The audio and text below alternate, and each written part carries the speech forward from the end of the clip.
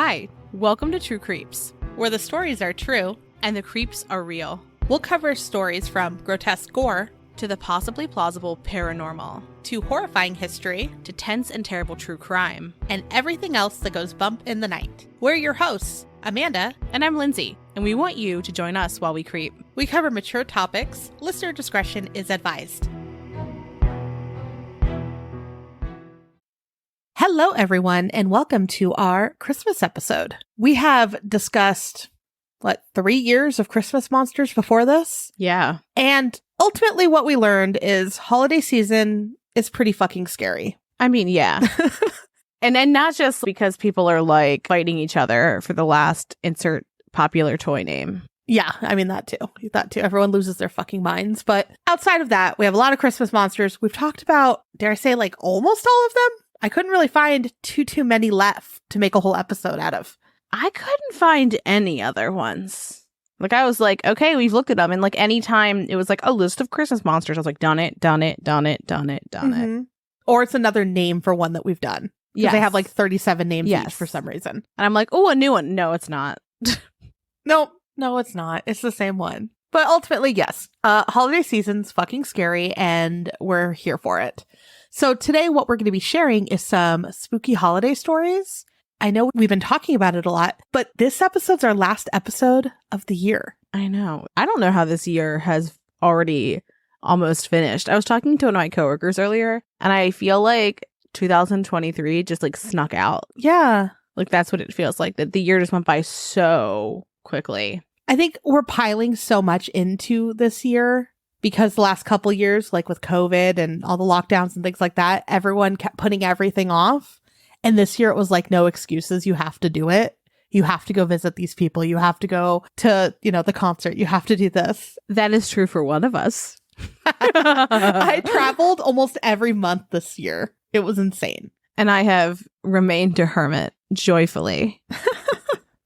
Just really embraced that in myself.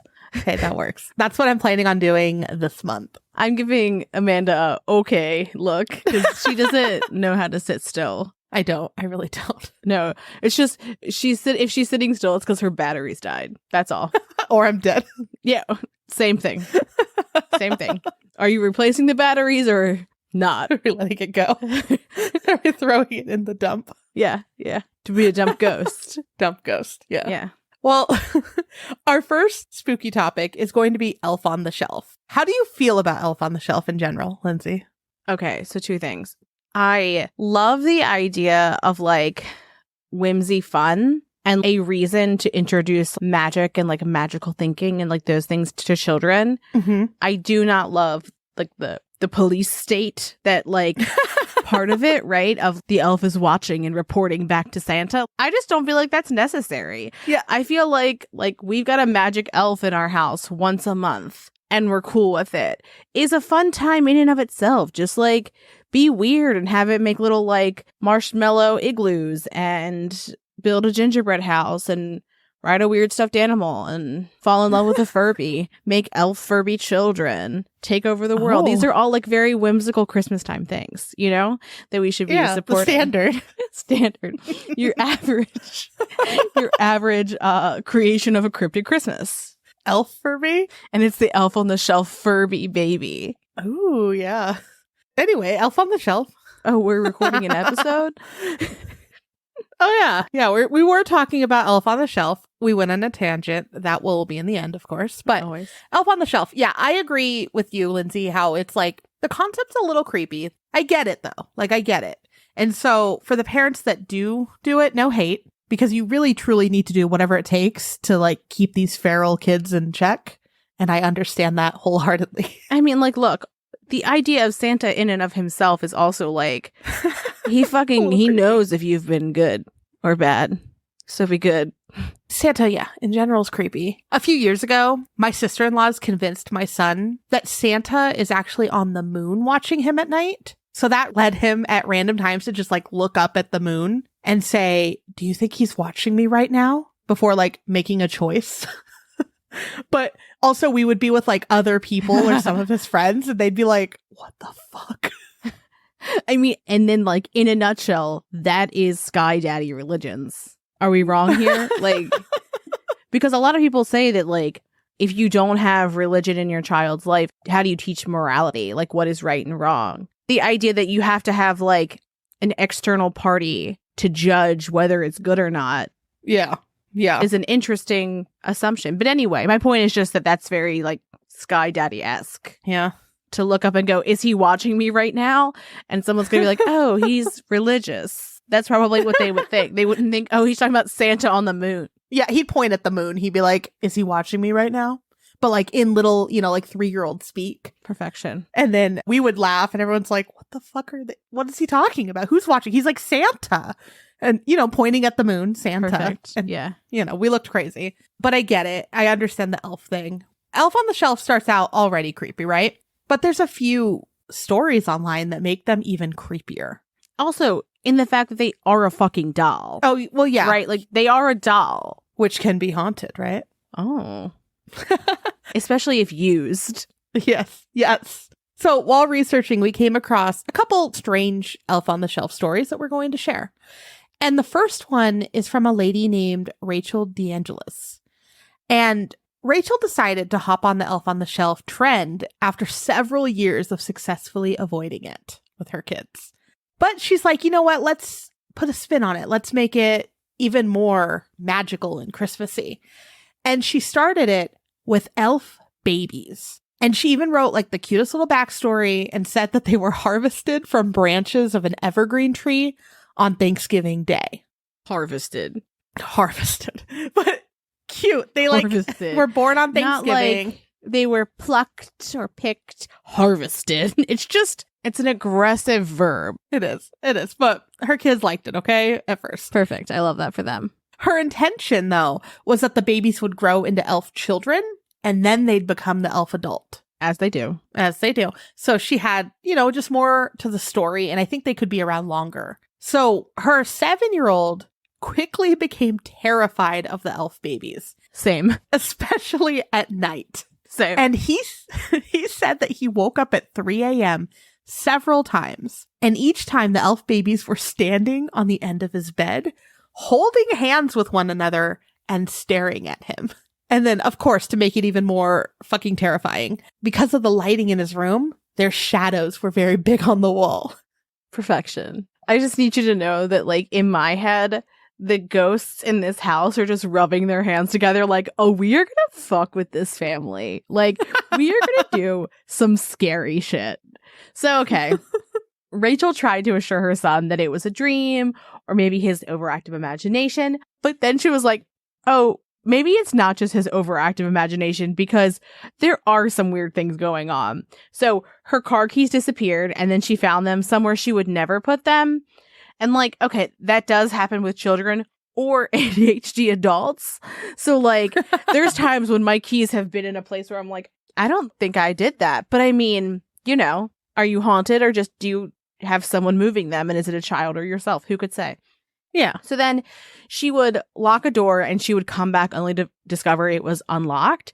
And what's I think a little extra scary is that sometimes this was happening overnight. So she would like lock up the house at night and then when she would wake up the next morning, it would be unlocked. And there's times when I feel like you'll forget to lock a door this time of year. People are a little bit more aware to lock their doors because typically people have more stuff in their house right before the holidays because of gifts. And there's more people who are considering taking things. And like, it's also darker earlier. It's kind of like a little scarier. But anyway. Right. So also other things were going missing, including like important life paperwork. So after she started noticing some of these weird and unexplainable things, her youngest took her aside, took her hand and was like, this is the elf babies.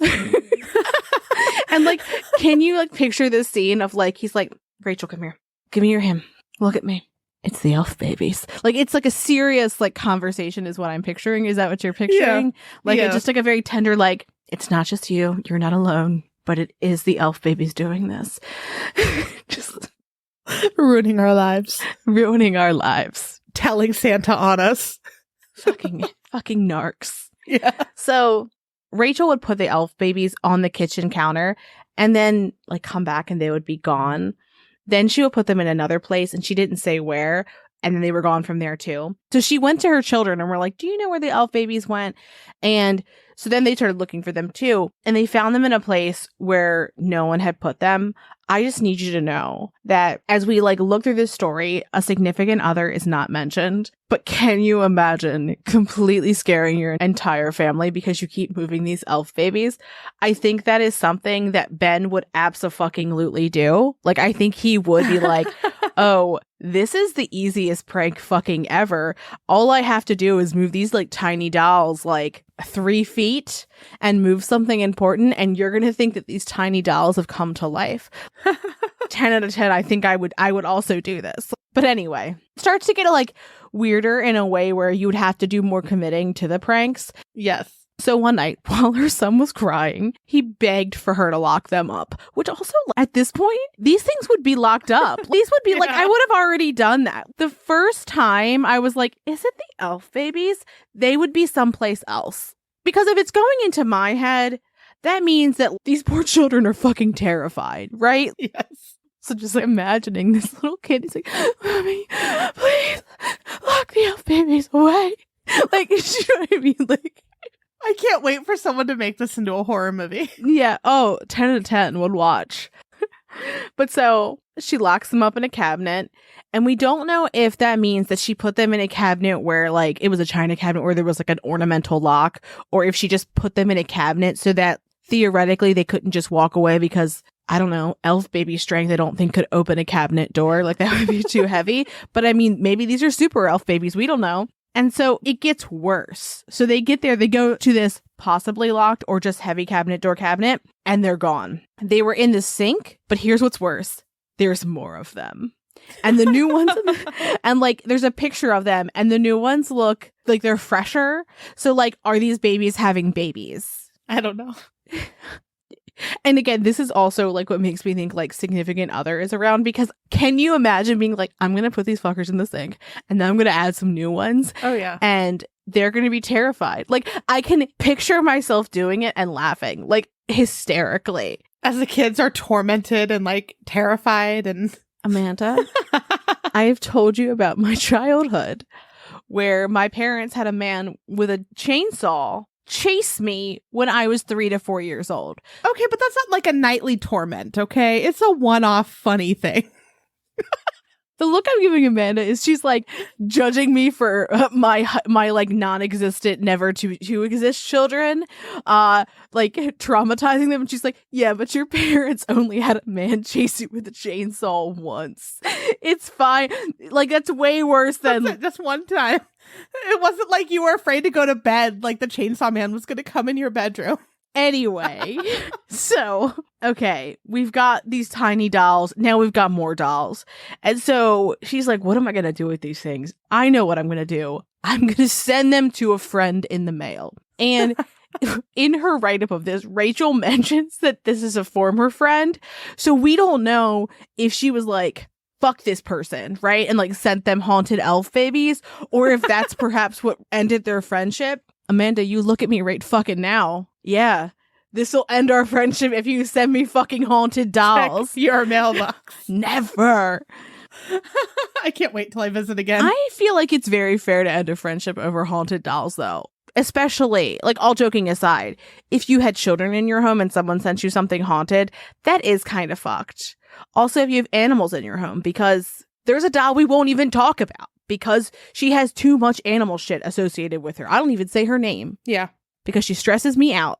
But anyway, so in her write-up, Rachel mentions that one baby did not make it to its destination. And we don't know if that's because one person got one baby per package, or if there was a few and one just kind of skittered away to live its elf baby life. To grow into an elf on a shelf. Yes. I don't know. I think it's something more sinister than an elf on the shelf, honestly. Or it was I don't want to be a fucking elf on the shelf. I want to be a elf on a... I can't think of anything else that rhymes with shelf. I don't know. They want to be an elf somewhere else, doing something else. So we don't know where it is. But when we were looking at it, we were like, is this just a story? Rachel had other kids. It could have been one of her other kids fucking with them, which also 10 out of 10. Or it could have been another adult messing with them. But we're like, this is kind of fucking weird. And we looked to see if we could find other stories about elf babies, but there aren't really other people who tried elf babies. But I do like the idea that, like, what if, like, that elf baby went out and, like, then elf babies became a thing, you know? Yeah.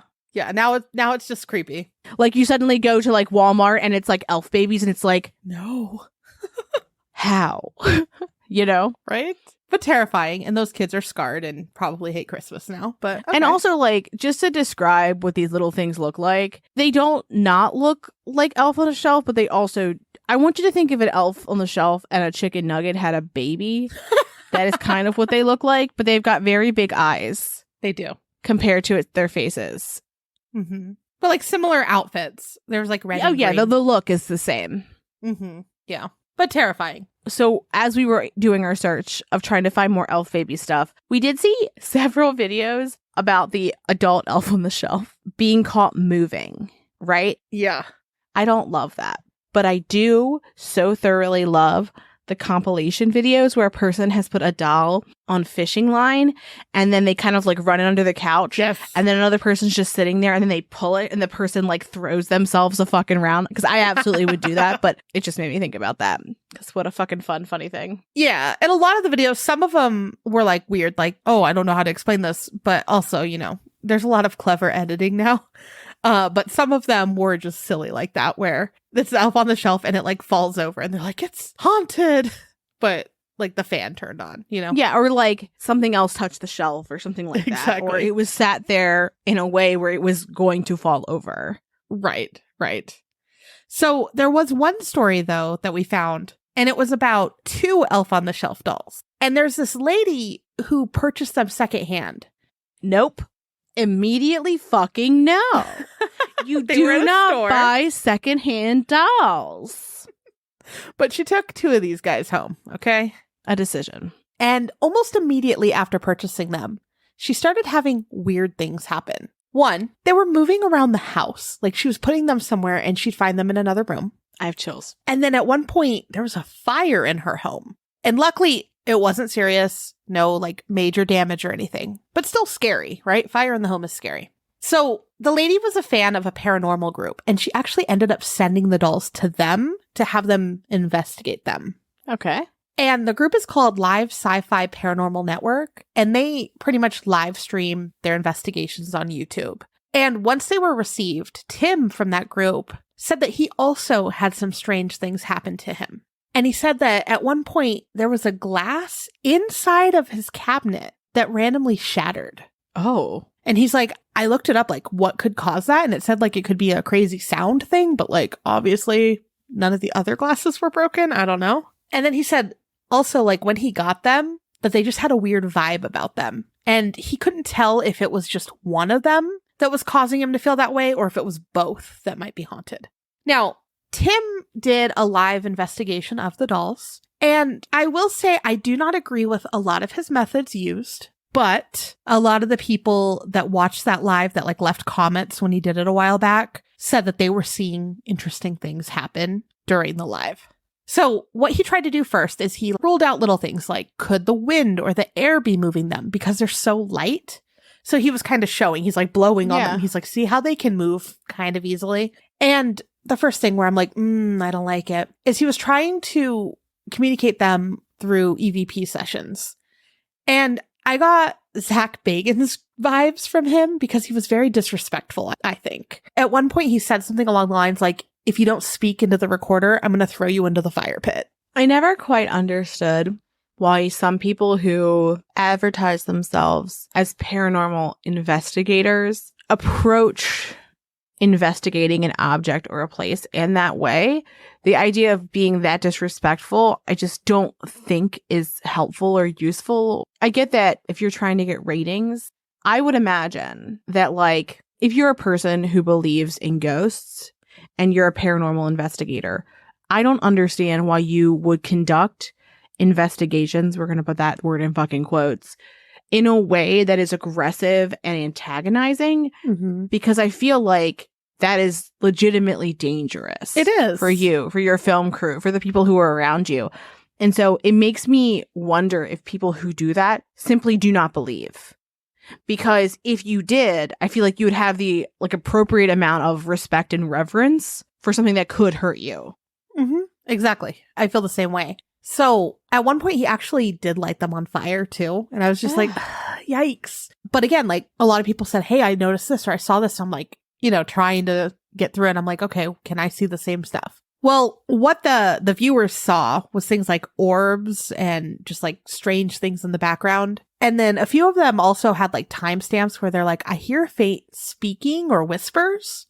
And a few times in the video too, Tim says, I feel like I'm not alone, like someone's behind me. And there's a few times where I'm like, is that a radio, like a car going by, or is that something? Because you can hear a little bit of weirdness. Towards the end of the video, he did a Ouija board session to try to chat with them too. And like, we've talked about Ouija boards and don't recommend doing that with what you think, the haunted doll in front of you is speaking through it, because it's probably not that. But as he's doing it, he got one word and it was Azar.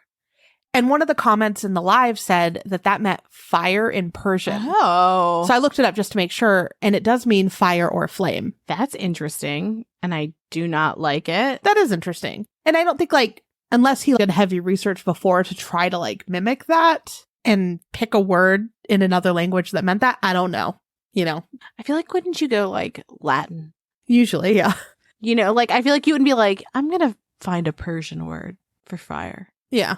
I mean, maybe you would. I don't know. But I just find that to be interesting. It was interesting. He also, though, at one point, this is where I was like, it kind of lost me. He got Zozo. So Zozo. Yeah. And the classic, Lindsay and I have talked about Zozo before. And then after he got Zozo, he went to pull the planchette back and it weirdly flipped over. And he's like, oh, I stabbed myself with it. And then like he kind of ended it there. And I'm like, okay. So to be honest, I didn't really buy this video too much. But the thought of them possibly being haunted did freak me out a little. I didn't watch any of his other stuff, though, so they could have phenomenal videos outside of this. I'm not downing them at all, but I just didn't agree with their methods. I mean, fair. Very, very fair. So we did watch several TikTok videos, YouTube videos, and just a bunch of videos online with Elf on the Shelves. And there's some that look, like I said, kind of staged of them moving. But there's a few where you're like, it does kind of look like it. Like moved its arm a little or, moved a tad. I don't know. I don't think every single one that, is unboxed is haunted, but yeah, the idea of it being haunted, and especially like you said, the secondhand stores kind of freak me out. Also, certain ones bringing like bad luck. And we've seen that in other objects that are kind of weird before too. And I kept thinking of like crying boy paintings because in general, like a weird painting of a child crying shouldn't be bad luck, but yeah, it causes fires and shit. So again, I've said it then and I say it now. That's a weird piece of art to want. It is. I would love a picture of a sad child. Why? I'm not saying it's not worth painting because emotions and shit. I just can't imagine decorating my house with it unless I was a person who was like an art collector. I say as a person whose house is filled with like cryptid paintings and like a satanic Furby tea party. You know what I mean? Like you just don't know what you're going to find in my house. Not a crying boy. Well, maybe one day you'll get a crying boy painting. No, thank you. So look, Amanda, what's worse than a gift that you can't return or didn't ask for? A haunted gift. Oh gosh. So back in 2021, Whitney Merritt believed that a present her daughter received was haunted. So the Merritt family had Christmas at their home in Brandon, Mississippi, which they had just moved into. And Whitney's daughter opened a vintage doll carriage. And it was from Whitney's mother, who had got it from a friend of a friend. I love that. Yikes. Uh-oh. We don't know where it's from. I bought a vintage doll carriage, and we used it for some of our episode art many years ago. We did. Because it was creepy. Because it was creepy, though. And also, like, when I think doll carriage, what immediately pictures in my head is in the 90s, there was this, like, plastic Barbie Cinderella carriage thing that was like a carriage for dolls, not like an old-timey stroller. We're talking about an old-timey stroller. Yes. So it's like a cream color that looks like it was probably once white with like cream colored wheels with black rubber on the outside of them. And we'll post a picture of it. But we're talking about a stroller, which like Okay, I'm sure she was very excited to get this. But again, used dolls or doll paraphernalia seems like a bad idea. So she gets this at Christmas. And in the beginning of the next year, strange things start to happen. First, they hear knocking on the walls. And then the knocking sounds begin to grow. They start getting louder. And at one point, it was so loud that they thought somebody was at their front door at midnight. And this really reminds me of Daniel LaPlante, where he was knocking on the walls to the girl. Yes. And he was like acting like he was perhaps her dead mother communicating with her. That's what it very much reminds me of. But so Whitney's husband, Michael, he works nights. So she called him to like let him know what was going on. And then she went to go to the door to see like who might be there. And when she turned on the light, there was no one there. I don't like it. I'm stressed already. Yes. Like, it's midnight. Don't be at my door, but also don't be at my door ever unless I know you're coming. Because when I know someone's coming, I will purposely open my door, because do I understand what happens in my lizard brain that scares me when someone rings my doorbell or knocks? No. But I try to not make that a thing that happens because it upsets me for some reason. And I don't know why. But anyway, enough about my idiosyncrasies. And back to fucking Whitney, who's a champ, and is like, I'm going to go figure this the hell out. So she looks outside. There's no one there. Then on the third or fourth night of the knocking, they start hearing loud knocks from the attic. And that's way worse than the front door area. And Whitney described it sounding like boom, boom, boom from the attic. So like this like deep, hard knock, right? Like think if you like hit your fist against the ground, what that might sound like. Yeah. And so at first they were just like, it's just the house settling in with us. No worries. I love this for you, Whitney. What it must be like to be a person that does not have anxiety. Like, again, I love this. I would be like never sleeping, just staring up at the ceiling. But anywho, Same. So the sounds continued and they started becoming more frequent. So they were like, okay, perhaps we should look into what's going on. And they're doing this in the middle of the night because it's actively happening, right? So as Whitney describes this, she calls this first section like week 1, but we don't know if the booms that are happening and the knocking that's happening, they're getting gradually louder over one night and then they continue for that first full week and then they go to investigate, or if it's like there's some knocking one night and then nothing the next and then knocking the next night. It's kind of a mixture of activity. But during the first week of these occurrences, that's when they start to go investigate. And they thought that somebody was perhaps inside the attic. So Michael went up to the attic with a shotgun and a flashlight, only to find that there was no one there. Which also, like, I feel like that's where I would go too. I think I would be more likely to assume someone was there with this kind of behavior because this sounds like human behavior. Yes. And like human stuff and like people trying to scare one another versus typical ghost haunting spooky things. Yes, yes. So this leads us to week 2. And around 2 or 3 a.m., Whitney woke up from a deep sleep to a loud noise. She said it sounded like it was so loud that she thought maybe the dog had crashed through the window of their door. Damn. So loud, right? Also, just quick off topic. We've had that happen before. My mom's dog, she had a big American Bulldog mix. So like big pit mix, giant head. And he was once so stoked that the mailman was coming up the driveway that he was like wagging his head and his body, and he accidentally crashed through the window. Baby. He was not hurt, but the mailman ran really fast away. Fair. But he just wanted to love him. So my mom actually couldn't receive mail for years and had to go pick it up from the post office until trouble passed. Because he broke the window and scared the mailman. That probably would be very overwhelming to see a big dog coming at you. I say this as like a pit bull mom, like loving all pit bulls and understanding that he was just like excited. Oh. Yep. Yeah. But anyways, so back to Whitney, she got up to investigate and she brought her handgun just in case. And she kind of looked around, but she couldn't figure out what made that loud sound. So she went back to bed. And then in the morning, she walked into the kitchen and she found her bag on the floor. And inside the bag was some mugs that she had recently purchased, and they were all broken. But the weird thing is it was 3 to 4 feet away from the table. So let's say the dog or something knocked it off the table, it would have fallen straight down.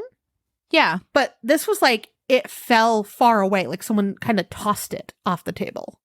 And just to clarify, these mugs were in this bag when she went to bed. Whatever entity didn't like open her cabinet and go, oh, these are the new mugs, and then put them in the bag and then throw them. Like, this was like a bag of mugs that were recently purchased and like just hadn't gotten to their home yet. Correct. I think she said she went to like TJ Maxx or something and went mug shopping. And I'm like, I get it. Same. She picked those out. You can't make those decisions. Yeah. No, she picked those out. She spent loving time in that TJ Maxx, just taking a moment for herself. Right. I'm really sad about her for those mugs, because that would suck. Yes. And then the ghost is like, fuck your mugs. Oh, you mean to tell me that these were the spooky mugs you purchased? Fuck you. Halloween's done. You can't even buy anymore. So the next night, she hears another loud crash around 3:30 in the morning. And this time she just gets up and she rushes in the kitchen. And she found that second bag that she had more mugs in. Oh, no. Broken. Fuck your mugs. The glass, though, was all over the place. So she's like, fuck this. And, had to stay up and clean up and sweep. And as she's heading back to her bedroom to go back to sleep, because, by then it's probably like 4 or 4:30, she heard what sounded like someone dropping a bunch of silverware into the sink. So she flips around, runs back to the kitchen, and nothing is in the sink. And so this time, she's just so freaked out, she couldn't sleep. I don't know what's worse, phantom sink sounds or thinking you're done all the dishes and then someone puts a whole bunch of silverware in the sink and you've got all this silverware to wash. And like, I think I would rather ghost sounds than having to deal with a sink full of silverware. I say this as like my sink upstairs is filled with silverware. Like, that's where all my fucking spoons are. Because I'm like, I don't want to do this. Anywho, let's get to week 3. So in Whitney's daughter's room, there was both a lamp and a dream catcher that kept falling on the floor. Sometimes lamps are very sturdy. I'm assuming she got it from TJ Maxx. So this is one night. Lamp, dream catcher fall. They go and check it out, put it back up.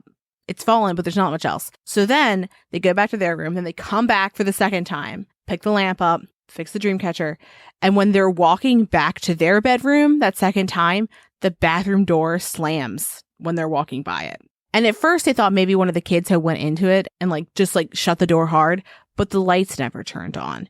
So Michael opened the door quickly and turned on the light, but there was no one in there. They were hoping to find some sort of logical explanation for this, but they came up empty after investigating for a few minutes. Because, the logical explanations are: 1, you have an automatic bathroom door that you did not know about. That's unlikely. 2, there's someone in there that you can see that's not hiding in a wall. Right. Or 3, you have a drafty as fuck house and there's a window open somewhere. But we haven't talked about any massive gusts of wind. So I feel like it's reasonable to rule all of these things out. Right. And she even says Michael stood there for a few minutes just messing with the door, trying to figure out how did this happen? But they just couldn't figure it out. Can you imagine your Michael being he'd take the fucking door off. Well, we have to check this out. And then he wouldn't put it on for a month. Just have no door. Taking a door off the hinges is exhausting. So I understand. You would side with him. That's because I've taken a door off the hinges and I've been now putting it back on. This is terrible. What else did I side with him for? This is the raft all over again. Oh my God. Just because you could put your ass in a raft, you think you're fucking fancy ass lady. You're not. They didn't give us a good opportunity to get even seating into these rafts. So we fell out. God damn it. And once you're out, you can't climb back in easily. I was unencumbered and I was free. So take your raft and fucking shove it. That's what I'm saying. So, will this stay here? Will this stay in the end? We don't know. Am I going to be inexplicably laughing as I say the next thing and no one will know why? Yep. Anyway, so the following day, the family's in the living room and one of the kids' toy cars starts playing music repeatedly. And when they looked at it, the power switch was off. Which, again, first off, annoying toy making sounds over and over. We don't like it. But the idea that, it doesn't even need the power to be doing it. It's simply going to be annoying all of the time. So later that same evening, Whitney went to wake Michael up for work. Because remember, he worked nights. And as he was getting ready, she saw him, wake up. So she walked out of the room. She began sweeping the living room, just doing chores. And she looked up to see her husband, just like glanced up and saw him walk into the kitchen. And he did that every time he got up and got ready, right? He'd go to the kitchen, he'd get some coffee, do what he had to do before he left. And so while she's cleaning, she yells out a question for him and he didn't answer. So she's like, okay, he didn't hear me. She yells again, a little louder, still no reply. So this time she's frustrated, right? We've all been there. Mm-hmm. She walks into the kitchen to ask this fucking question, but no one was there. No one's in this kitchen. Whew. So she's like, what? She runs back into the bedroom and he is still sleeping. So he didn't actually get up when she thought he got up. Oh, I don't like that. It'd be one thing if she saw something out like the corner of her eye, but she sees him like very clearly and enough where it's like 1-2 times like she's trying to talk to him. Ooh. Yeah. What I'm thinking is she saw like the back of him maybe enter the kitchen, but it would have been the way that he normally would. She hears maybe the coffee maker or something. In her story, she's like, he began making coffee or he got his coffee. And then, yeah, no reply. So she swears she saw him walk into the kitchen, though. She even said that she's never believed anything like this before. Nothing paranormal, nothing weird. But now that it's happened to her, she's like, I can't explain this. I for surezies saw a person walk past the door into the kitchen. Oh, I do not like it. Ugh, the chills. So this next part, she says, was the final straw. Whitney and her daughter went to go get groceries, so they left the house. Her other kids were also not home at the time. One was in school and one was at their grandparents' house. So this left Michael home alone. And around 12:30, Michael called Whitney and asked if their son Paxton was home. And Whitney's like, no, he's at school. So then he's like, okay, cool. Hangs up. When Whitney gets home, Michael's like, let me explain why I called you. I was laying in bed and I heard the front door close and then I heard Paxton's door close. And then I started to hear some of the knocking on the walls. So I just assumed, he came home. So I yelled for him several times, but no one answered. So then I got up and I went into Paxton's room. The light was on. The Xbox was on. And there was like a water bottle that was dumped over and it's like slowly dripping on the floor. But Paxton was not home. See, this all sounds like, to me, someone in the walls. Does it not? Like, the way that this is all unfolding very much sounds like there's someone there. Right? But I feel like they'd want to be a little more, I guess if they're fucking with the family, but secretive. Instead of like, I'm here, come get me. Wouldn't they like want to play Xbox? I don't know, man. So this led to Whitney and Michael sitting down and having that conversation of, okay, when did all this shit start happening? And as they're having this conversation, Michael keeps looking over at the baby carriage. And so Whitney's like, that's new. So she puts it outside. And so they put it outside and just like that, everything stops. So it stays in the garage for a bit. And then they put it on Facebook Marketplace for $65. And they even put, it's definitely haunted. So yeah, in the caption, which fair. And most people would say that that's a steal for a haunted object, Yeah. So eventually, Whitney and Michael did get some backstory on the carriage. The original owner's husband was killed in a motorcycle accident a year prior, and Whitney believes that that's who she may have seen walk into the kitchen that day. Ugh. So we tried to track down where it ended up, and we found that it actually eventually sold on eBay for $710 to a woman in Kansas who's fascinated by ghosts, and this was in February of 2021. And we couldn't find anything after that, or if she had posted any of her experiences with the carriage after she received it, we couldn't find anything. And so, here's my thing. Looking at this old-timey looking baby carriage, it does not look like an object that was recently purchased, right? Like the original owner's husband was killed in a motorcycle accident a year prior. Does that mean that this woman in her 90s, her husband died? Do you see what I'm saying? Because this looks very old. It doesn't look like something that was made in 2020. No, it's a vintage baby carriage for sure. So I wonder if she just had it in her family for a long time. And then when her husband died, maybe she was trying to just get rid of a lot of stuff to downsize or something. Yeah. And then, ended up with this family. Because I know people who they have doll furniture that they pass down generationally. And if there's no child to give the doll furniture to, they'll give it to a niece or a nephew or like a friend at a baby shower. I would wonder if it was like something like that too, where it is a lot older. But when we say original owner, what we mean is the original owner that's like the friend of the friend of the friend, yes. that we talked about in the beginning, not That's the first person who had this. Yeah. So what would you even do if someone gave you a haunted gift? I don't know. Like, it would take a while to figure it out, kind of like them. They're like, what the fuck is happening? Oh, this thing's new. I feel like it would take a while to figure it out that you received a haunted gift.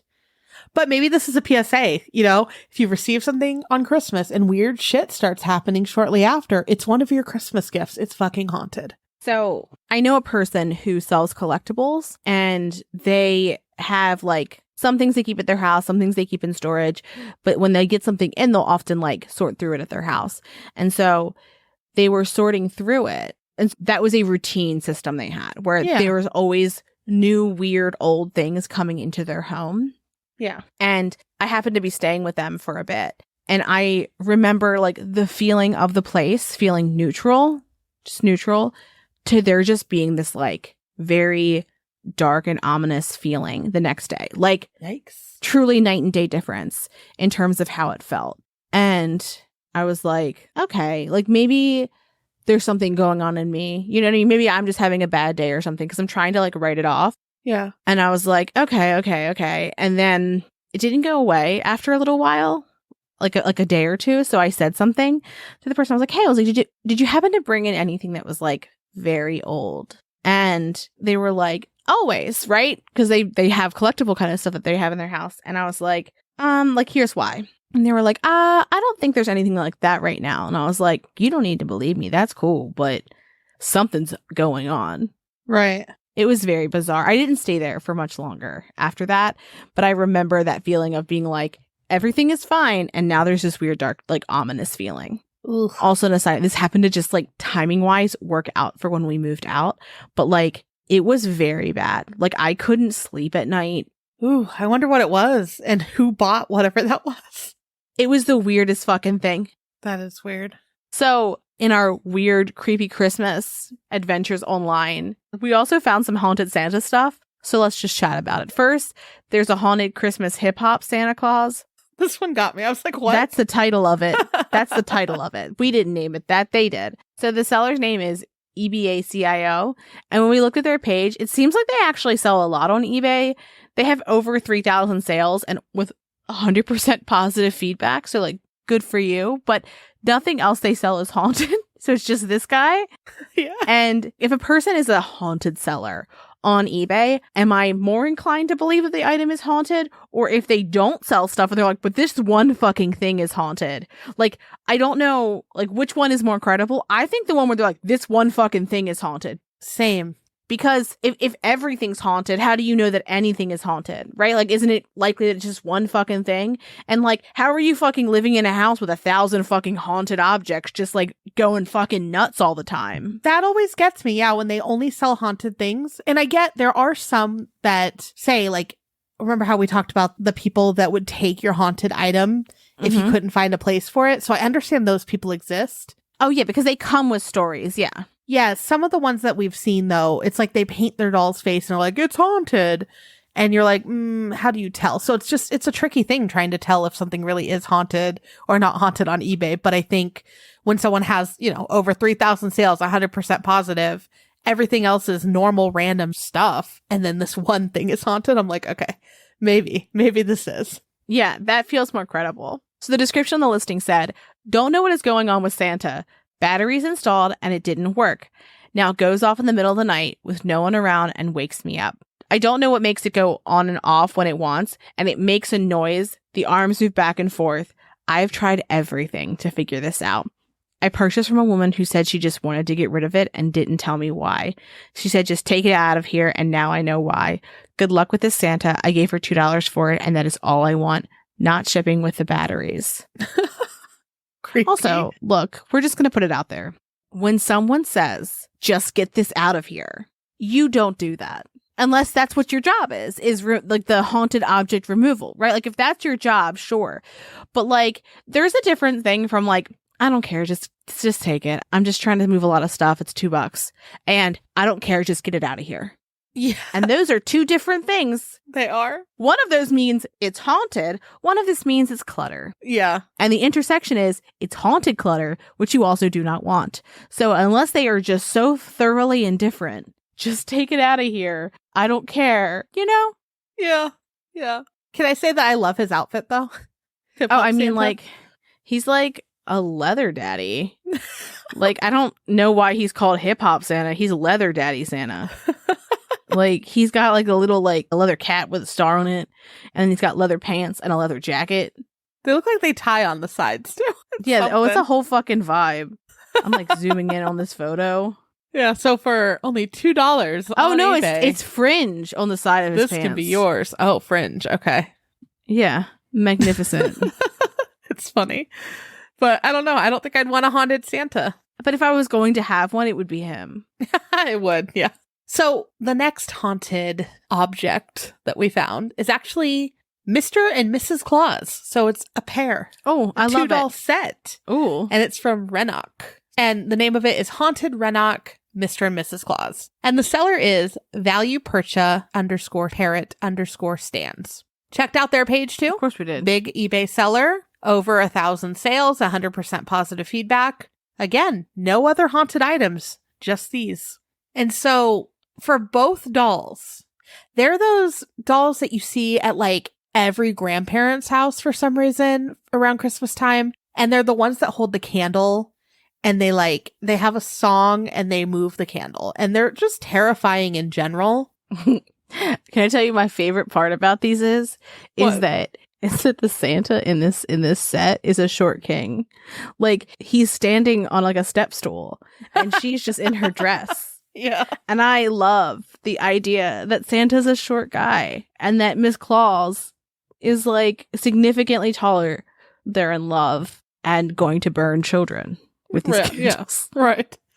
Well, apparently the Santa isn't haunted, but his wife might be.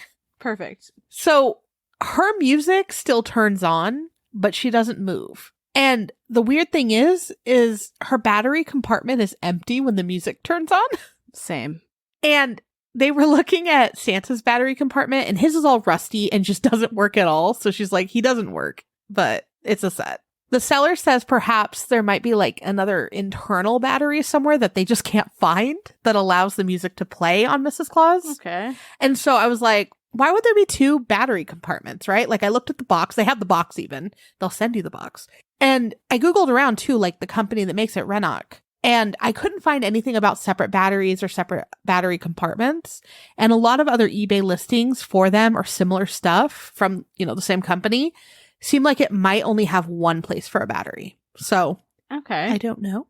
But the box specifically says this item works on either 2C batteries or it has an AC adapter, but neither are included. And so the seller didn't say she was plugged in or anything. It just said, we've checked the battery compartment. Nothing is in there. But either way, these dolls are super creepy. Haunted or not, I don't want them. Fair. But I like that it's just the gal, that just Mrs. Claus is haunted. She's like, I will never stop my music. Never. Christmas forever. Oh, scary. So the last thing that we're going to talk about is a haunted Santa pin, which what? I just love the idea that you're looking at all the things in your house and you're like, it's this Santa pin. This is it. This is the thing that's haunted. So when we do our haunted object episodes, one of the things that we love are the titles. I mean, earlier, we had Hip Hop Santa. Hip Hop Santa has Hip Hop Santa on the plaque at the bottom. So I understand why they named it that. But this one, I don't know. Haunted Santa pin elemental masculine. I've never considered a Santa pin masculine. I've never considered it feminine. It was just a Santa pin. Yeah. Not for me, but for someone. What about elemental though? Elemental. Well, he's an elemental witch, obviously, right? Is that where you went? But I think that 2024 is going to bring some fun, new, interactive haunted item discussions. Yeah. Yeah. I think it's necessary. We haven't done enough of those. But anyway, this does remind us of our haunted doll episodes. I think specifically Haunted Dolls 2. Yes. If I'm not Yes, mistaken. with the longest name ever. It's the sex one, right? That's what we're thinking about. That was so weird. I would have never in a million years thought, like, anyway. The seller of the haunted Santa pin elemental masculine is phantom with an F _ findings _ 469. And they only sell haunted items. And they're pretty new to selling on eBay. Like, they started in September of 2023. And so, not surprisingly, since we have a haunted seller here versus just a seller, the description is a little bit different. So, get ready. I'm going to get myself to take a sip of water. I gave you this one because I thought it would be wonderful. Do not come lightly to this item. We suspect that the spirit can influence dreams and create symptoms like brain fog. Through his bindings to the pin, prevent physical harm. Unless you decide to affix it to your clothes, which we absolutely do not recommend. Shit. Please leave where I fuck up because it's so funny that I'm trying to say it in a serious tone. Okay. We seek a new caretaker for this entity who can better utilize its abilities, as our current collection renders it redundant in our space. I've got a lot of questions. Approach with care, and remember that he's not suited for tasks involving large groups and well-protected individuals. Same, yeah. So, what a vibe. Very intense. And they said they're going to upload a video of their encounter to their listing, but they haven't.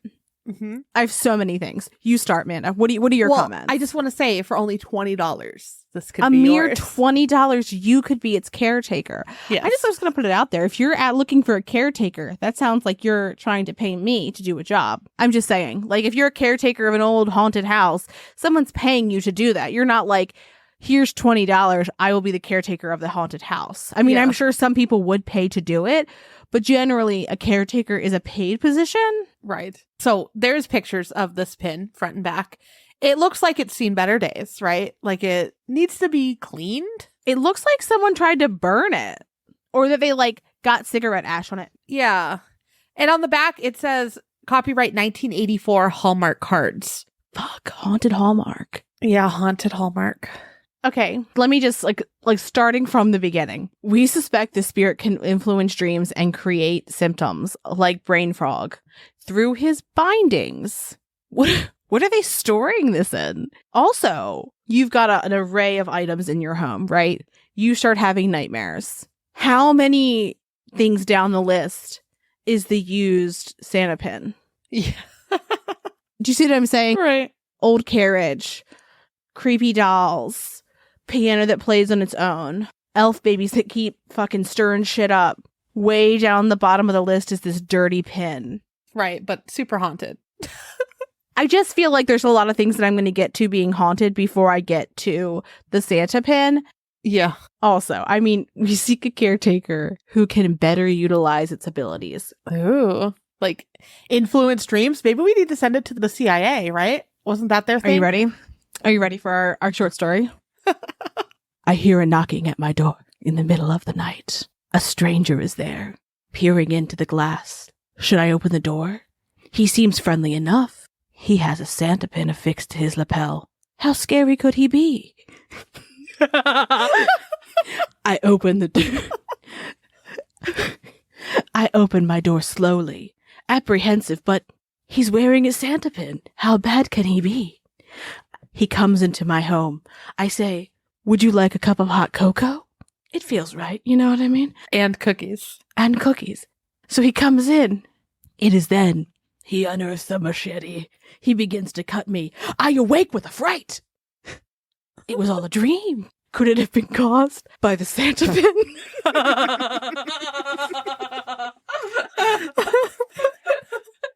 Yes. Do you love the weird things that that's purely just right now?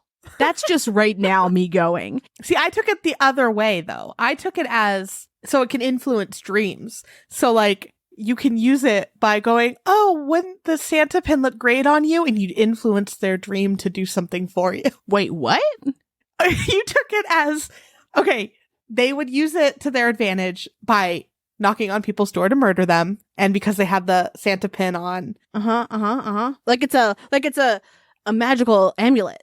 Yeah. But it's a Santa pin. You were taking it like Inception. Like, you could add things to their dreams. Like, perhaps you could get this Santa pin and convince your son to be a Furby for Halloween if you bore this pin. Yeah, because it said that you could be the new caretaker of this entity who could better utilize its abilities. And so to utilize its abilities, you could be basically using it to influence dreams. So you'd be like, just wear this cute little pin. Okay, but I do want to point out that it says, and create symptoms, plural, like brain fog, but it doesn't list the other symptoms that it can cause. So who knows?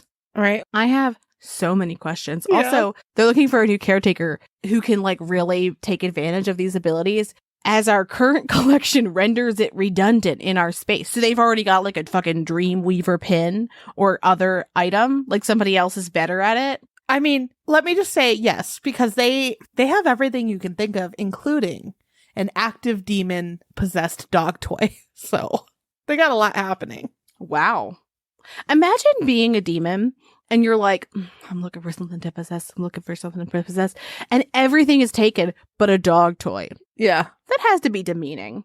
Like, you'd have to be able to just, I feel like no self-respecting demon would be in a dog toy, but who am I? Or they just like playing with dogs. Demon that likes dogs. When Amanda means everything, she fucking means everything. A lamp pool, like the little like weighted thing, Yeah. a duck version of it. That one's $30. But what does he do? Oh, wait. Oh, this one doesn't like playing with dogs. Excuse me. It says keep away from your pets. My bad. We discovered this decorative lamp pool chain sandwiched in the eaves of an abandoned boathouse, once owned by a violent and emotionally unstable caretaker who later died on the property. This item still carries the haunting remnants of his dark energy. A truly unique testament to the structure's forlorn history, the lamp pool chain now seeks a new keeper, inviting them to confront its unsettling past and grapple with its ominous energy that clings to it. The duck, robbed of its beak, symbolizes the spirit's silent screams and eternal suffering. The benevolence that lingers within this object is a force to be reckoned with, and any who dare to possess it must be prepared to confront that spirit's wrath and agony. Can you What? just go to the second picture, though, What? and zoom in on the duck's eye? Please, and thank you.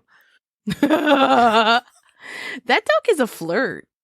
It looks pissed. It is, in fact, missing a beak. I just love the way that they are fucking spinning this broken duck pool. I know. $30 for a broken duck pool. Okay. Here's the deal, right? You could buy random objects, or honestly just take them for free, and give them a cute write-up and sell them for a nice little profit. I'm not saying that their stuff isn't real or is real. I'm just more saying that, like... Amanda, you did not say that the dog toy was a fucking dog burrito. You fucking left that out. Hold on. Let's scroll down. I thought it was a hot dog. Honestly, this person is like fucking like, it is a hot dog. I'm just silly, but... Burrito, hot dog, you know. Concealed within this innocent-looking dog toy lies a malevolent entity which seems to feed on sorrow, resentment, and perpetual despair. Its sinister presence thrives on negative feelings and may bring eerie manifestations in your life. Consider welcoming this deceptive toy into your home, acknowledging the unpredictable events it may bring. Previous owners have recounted eerie experiences in the dead of night, from the faint sound of whispers to unsettling, unexplained movements. Jesus fucking Christ. No, thank you.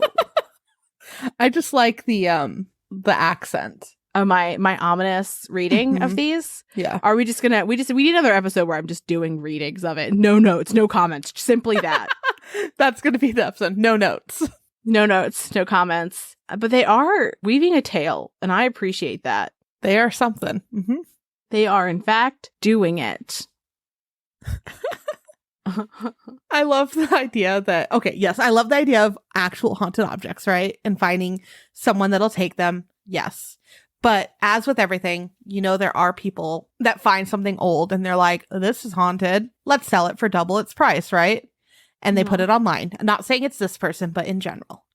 And Yeah. just the thought of turning around and being like, what do I not need in this room? What's old and looks weird? And just feel like the longest name ever. Yes. Something, what was it? Succubus? Well, they're trying to sell it. They're trying to fucking work with the SEO. They have a job to do. Succubus something. There was gratification in the name. That's what I know. I'm going to search our outlines for the word gratification. Haunted vessel doll, masochism, succubus, metaphysical, supernatural gratification. Yes. That one. This supernatural. Nope, I'm not even going to read it. You have to go listen to Dolls 2. Haunted Dolls 2, if you want to hear about it. But that is the name of it. I forgot about that fucking frog. The maple leaf. This is such a good crop of them.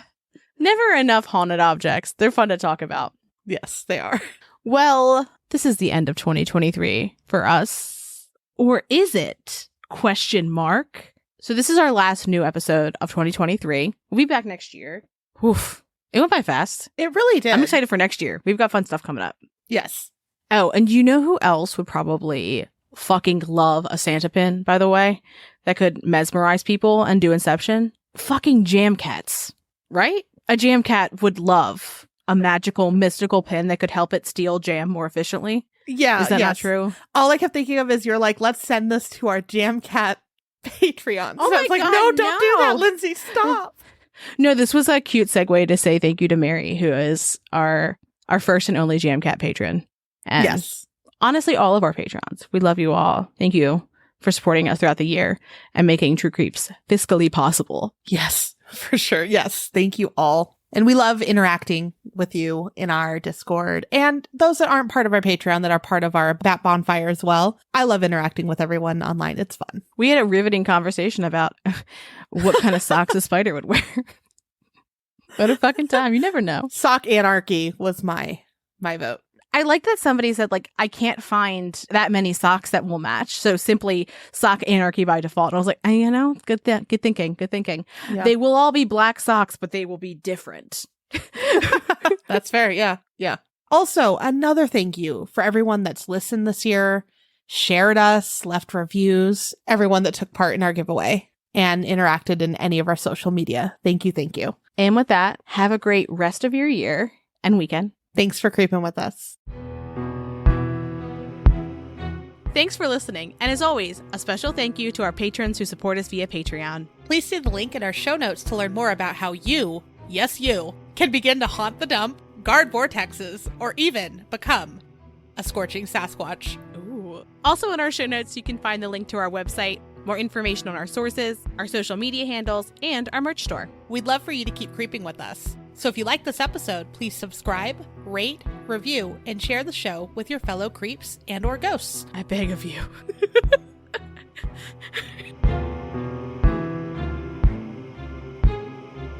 This is for our last episode of the year.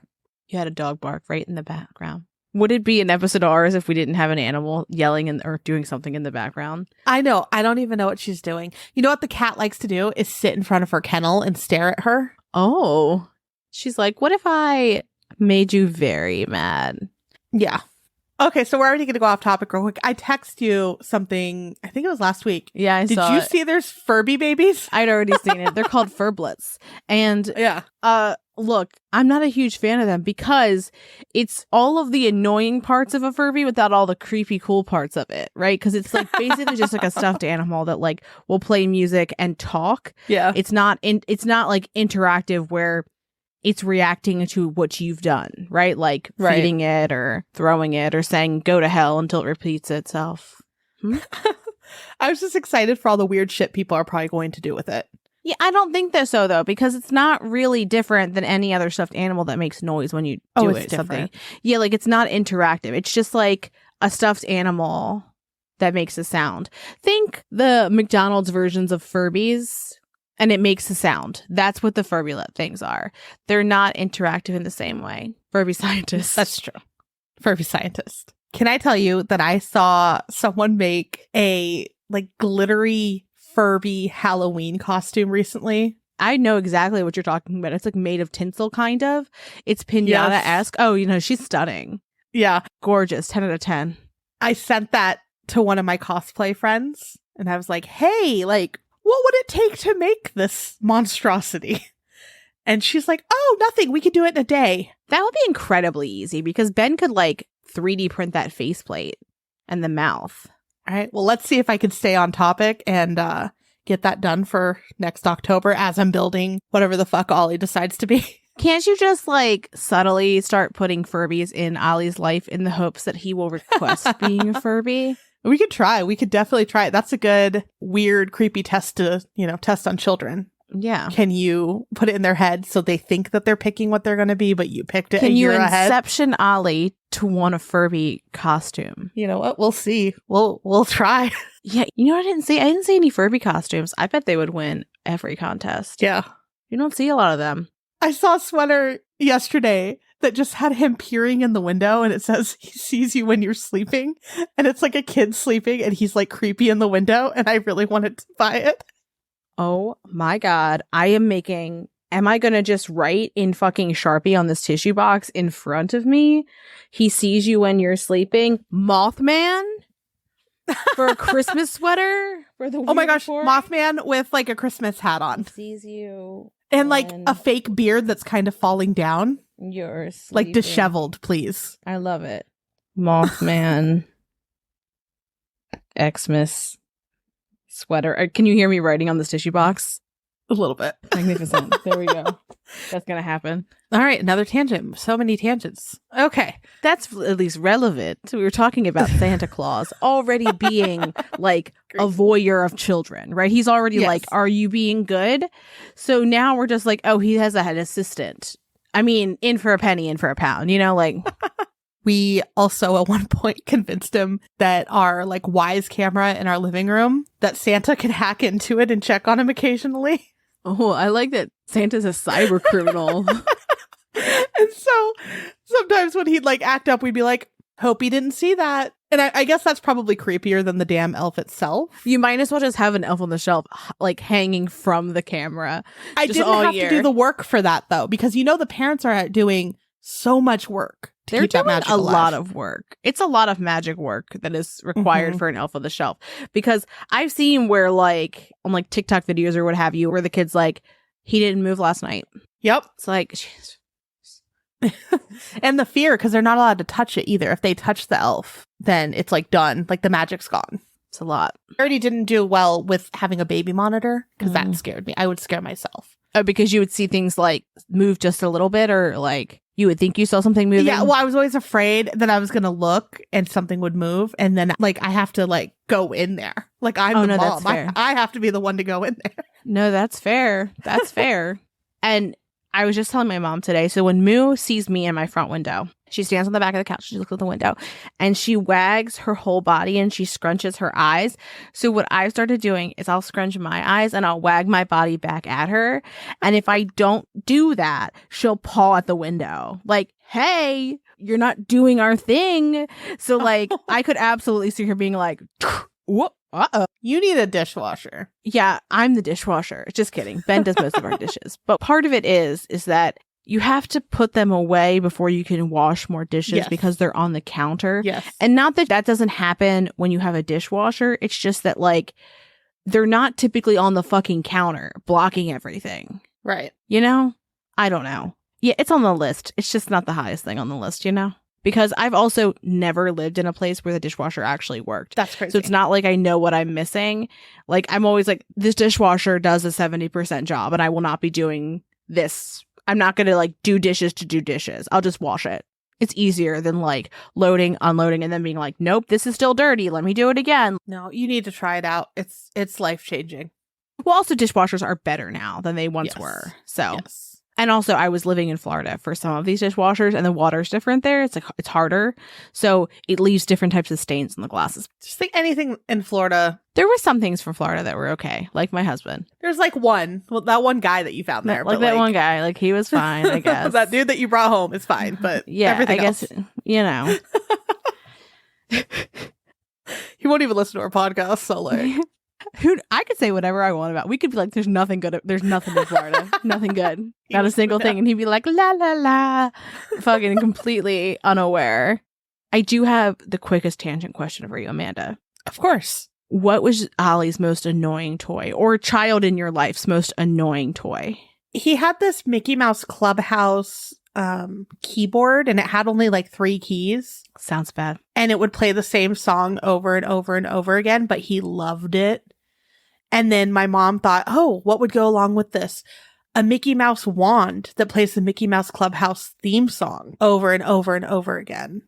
And so he would just press it, hear it, press it, hear it, press it, hear it for like long periods of time as a baby. No, thank you. We It was were awful. very particular about like trying to find Livy toys that didn't make terrible sounds. So if she was like doing it over and over again, it wouldn't be the worst thing in the world. Because also like when we're visiting, we don't want to hear it. But also if I was a parent, those toys wouldn't have a long life. I'd be like, oh, it broke. So sorry. Oh, yeah. When the batteries die. Oh, no, it's broken. Yeah.